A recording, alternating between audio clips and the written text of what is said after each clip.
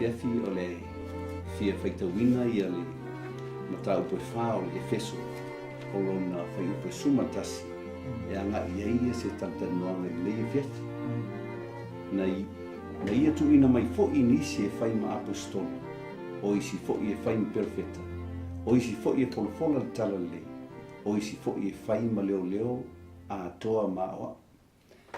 Le fiafi ni tatwhi tatanoa i le Mataupu anga i te tonu o le ekalesia ma le atina e ina o le tino keriso. Le ale talanoa la isi maenga e manao ina ia maia le tiutea le leo leo ma moe ma le whaiaonga. Po le whaiwheau. O ia lama ia o le whaiaonga i tonu o le ekalesia. Se i whaia i se whaamtalanga fo le anga i le tiutea le whaiwheau po le leo leo ma moe i te tonu o le ekalesia. E wa lea ia fo e wama ai ai le peo o Yesua o ia na amaia le whiwhiringa mo tangata ia o whiwhiria po tangata o i mea rofa whapitoa mo le atina ino le kalesia po tino ke viso. E ta ua tele lana ngā ruenga a le whawhiangainga po whiwhia po o le awa ofo. E pea la o le mamawhana ngā ruenga fo le tu ina tu le whiwhia. O ia na o le leo leo mamon. Ona e fōlinga mai o le a whaasolo i whilalo i tāwhaitau.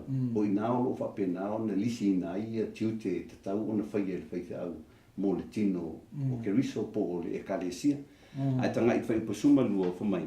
Ina ia wha ato toa ina ai le au pa ia. La tau te whai ai le ngā luenga au ona. Ia atia e ai le tino o keriso. Pe o seisi matawhai o ina leo lo wapa ianga ia i ina ia o ao e le whaiwheau le ekalesia. Seisi vahenga ko lele o le whaaso o ina. Ina ia mawhai o na ato atoa, ma ia matua, ma ia tupu. O e o lo i totonu o le ekalesia. Ina ia mawhai o na avea i lato ma au ona. E lato te atia e le tino keriso. Ia, mone wau, le upu le whaato atoa ina. O lo whaonga i le whaupule fulua. O le whaato atoa ina la le o le o ina o le tangata pa ia. Po o tangata tapuai. Po le au whaato atu. O le mtawhai o ina le whaiwheau po te tai le awa. I te tonu o le kalesia po le. O na a whaila a whaato atoa la i. O le whaato atoa le o le. O aso umalapa. Ele o se whaato atoa whai pe o ringia ngā sala tangata. A le whaato atoa le te lo mai i le. O le fausia o le soifua o ono le tangata i le tua. I te tonu le tino ke viso. Wa a whaila a matua i le o langa o le tangata o ono lea. La mawhai o na moa i le o nanga na i tonu o le ekalesia. Ia ma fausia i lo le tino po le ekalesia. O le ao ngā o le whaato toa ina lea ina o e le wawai toa ina ia whai ei le ngā luenga au ona. Ia Ona e mawhai ona i loe tangata fo ileanga i ei pe a mawhai ona o ina ia le tino keriso. Ona mawhai lea ona matua ma lato i loa ai ngā luenga e te tau ona whai i te tonu o le ekalesia. E moni o wā o le whina ngāra whona o le tua e pe ona o whamai Yesu a whai te whia maurunga. Ia veo e mauna. E pe o le mena pe o whaale ango ke le atato i le vaenga na alpisila na ta ua e tono le o le mawhitanga le po le tino ke riso le kanesia o le soifua ona. Soifua ona le na e le mawhai ona e alatua i te tono le kanesia te mana o e ona mai nisi ate a te alu e au ona i tangata. O le si vaenga mana ia leo lo mai ia atia e ai le tino o keriso. Le asa wawa ianga ia i le tino keriso leo lo ta ua mai i. E o le tino na keriso le kanesia a le tu. E le whapela o se ingoa. A le o i whaputonga wa fausia ina e te alu te au ona. E wala ina lau o unanga i le tu. A le tino keriso le kanesia le tu na maliu i keriso. O le whaipasuma tau whapia, se ia tātou o atu o i tātou umalawa ma le loto ngatasi i le whaatuatua, ma le loa le lei o le alo o le atua, ina ia whai matangata matua i o le fua o le matua, e tatau ma le tumu mo Keriso. O le papai atu e te le tiute ma le ngā luenga al whaife au I to tonu o le tino Keriso. Ia, le si mea fia whaamamala mātili. E le na o le whaife au e whaia umanga luenga le kālesia. Wai pe o manatu nau nisi e whapea na o le whaife au ai alu e whaime. Ele le mena le na tofia le tua le whaife au po le ona nei. E na te awa o ina pe wha to ina tangata ina ia mawhai o na au ona. Awa e le mawhai le whaife au na whai atua ngā runga I tono le tino Keriso. Awa a matutua lau langa o tangata nei po tangata Kerisiano I wa o ina. Ia no whai lona na lato o ona. Ia matina e whaatase le tino le. O le tino Keriso. O le sina meo ti Fetaulai le momo pe te rum tau po lima lea. Whatitau ala ono po le whaife au po whawhene na whape le tau po lima. O le lua ma le whae whapelo na Fetaulai.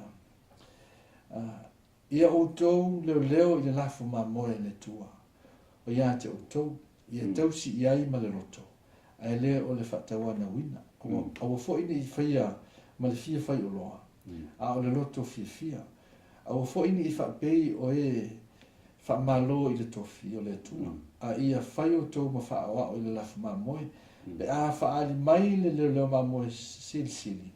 E maua o tau le pane papula. E le ma mai lava.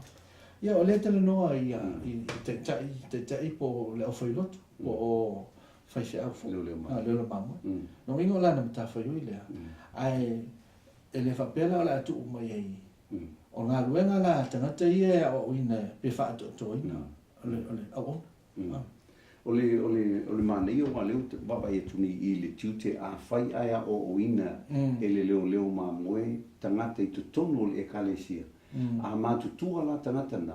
I le toi tau whaato nua ho ile anga ia I le whaife au ia me e au na whaima me e au na ngalue. Wa leo matua o lato silafia ia o lato tiute. O no lato tiute o le whaato puino o tino Keriso. Iyo. E whaatupu I lato tino Keriso. E moni leia. Wai. O le vo te whai tau le tusile a Filipi. El Filipi le whawhau poiwa. Se o wawai atua e whapea. O mea fo I wa o ina I o tau, ma o tau talia, ma o tau whaalongo iai, ma o tau whaai mai ai a tau. I o tau whai ia lava mea, o na ia te o tau leo le tua e o na le manuia. O le tala noa le apostolo wa o Paulo o ia tangata o. No inga la, e masani fuita no Paulo ile, i o tau whate te mai e tau. Tau munu mai whapeo no unu muri a kisa.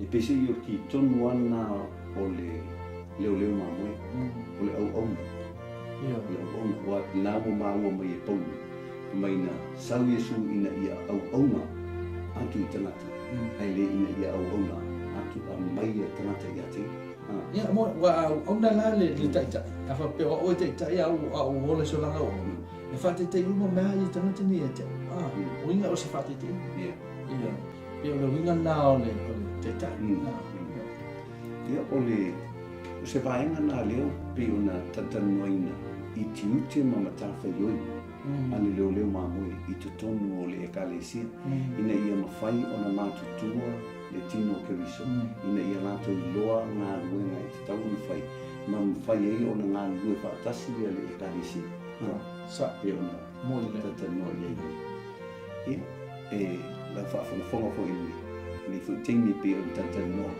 ia o se paenga nai mawhai ona tatou mana tunatu a tili ana ia I le tiute le tāua o le tiute a le leo ma moe.